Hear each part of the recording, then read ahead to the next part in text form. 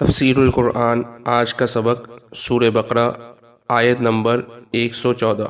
اعوذ باللہ من الشیطان الرجیم، بسم اللہ الرحمن الرحیم۔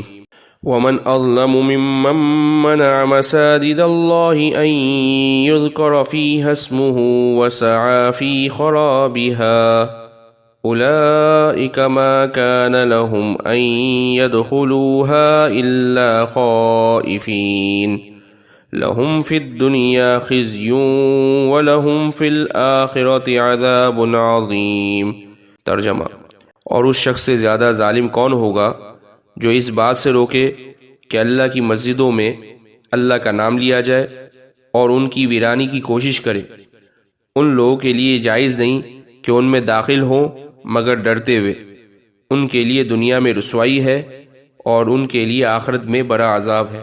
اس آیت مبارکہ کی تفسیر میں یہ بات لکھی ہے کہ ان لوگوں کو سب سے بڑا ظالم بتایا ہے جو اللہ کی مسجدوں سے روکیں، ان میں اللہ کا نام لینے اور اللہ کی عبادت کرنے سے منع کریں اور ان کی ویرانی کی کوشش کریں۔ اس کام کے کرنے والے کون ہیں جن کے بارے میں یہ آیت نازل ہوئی؟ حضرت عطا اور عبدالرحمن بن یزید سے نقل کیا ہے کہ یہ آیت مشرکین مکہ کے بارے میں نازل ہوئی۔ ہجرت کے 6 سال رسول اللہ صلی اللہ علیہ وسلم اپنے صحابہ کے ساتھ عمرہ کرنے کے لیے تشریف لے گئے تو مکہ والوں نے آپ کو مقام حدیبیہ میں روک دیا اور عمرہ کے لیے مسجد حرام تک نہ پہنچنے دیا۔ مساجد کی آبادی یہ ہے کہ ان میں وہ کام ہوتے رہیں جن کاموں کے لیے وہ بنائی گئی ہے، یعنی نماز، تلاوت، ذکر، اعتکاف وغیرہ، اور مسجد حرام کے آباد کرنے میں یہ بات بھی شامل ہے کہ اس میں طواف کیا جائے۔ جو شخص ان کاموں سے روکے گا وہ ان کی ویرانی کی کوشش کرنے والا ہے۔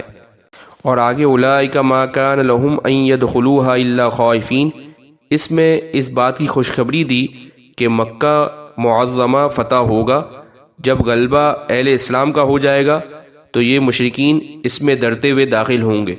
چنانچہ اللہ تعالیٰ نے یہ اعلان کرایا کہ خبردار، اس سال کے بعد کوئی مشرک ہرگز حج نہ کرے۔ وآخر دعوانا ان الحمد للہ رب العالمین۔